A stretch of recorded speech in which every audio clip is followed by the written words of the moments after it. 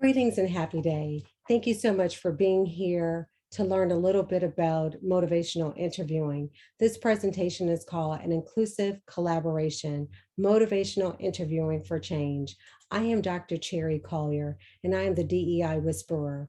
Along with a few of my colleagues at Personality Matters, we use motivational interviewing to really help our clients really engage and to reduce resistance and increase collaboration. So we will be talking about that today. When you're thinking about what does it mean when you're really trying to collaborate and how does that work? Well, when you think about diversity and the different dimensions, we know that there are more than 17 different dimensions, and every dimension matters. And so, with motivational interviewing, it is an inclusive style that allows you to really start to hear and understand individuals. It will allow you to create self motivation in ways to really collaborate. There are two primary things, the rule and ors, that we'll talk about today that really help you to understand how to really get people engaged. When you're in a helping profession, such as yours, when you're thinking about health, we have to resist the writing reflex. We want to walk in and help people. But if you do that too quickly, then sometimes that really puts people in a place where that will create reactance. And so, what we encourage you to do is to really start to understand their motivation, see what's really going on with them, and to listen and work very closely on listening to what they're saying and not just what you're saying, but also be sure that you are empowering the goals and the activities of the group that is trying to collaborate. So we also really want to think about the rule as the principles that guide us. And if you use rules as a way of acting and a way of coming together, it's very helpful. But specific skills are needed once you think about that.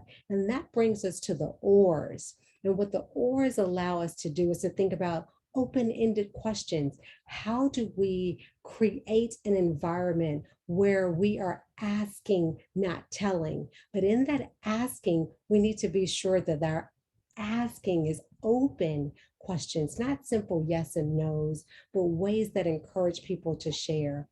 And as they're sharing, affirm who they are. I appreciate who you are, and let them know that. And then reflect to them that you hear them.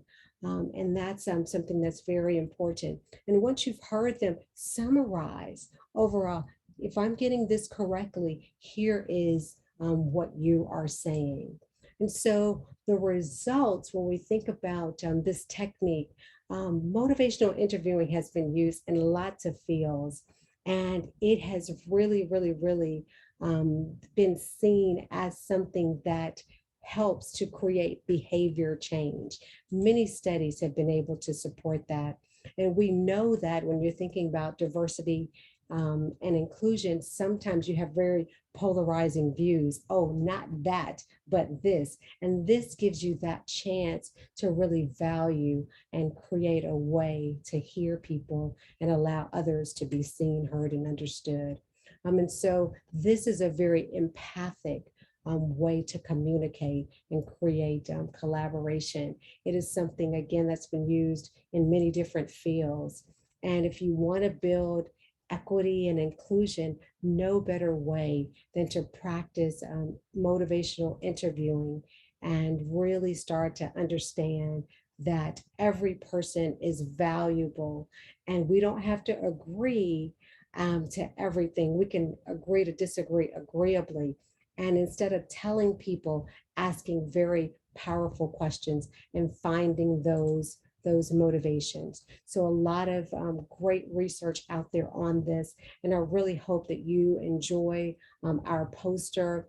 And if you want some more information, we're absolutely around to share with you. Our company is Personality Matters, and we really enjoy the work that we've been able to do to really help people collaborate for change. Thank you for your time today.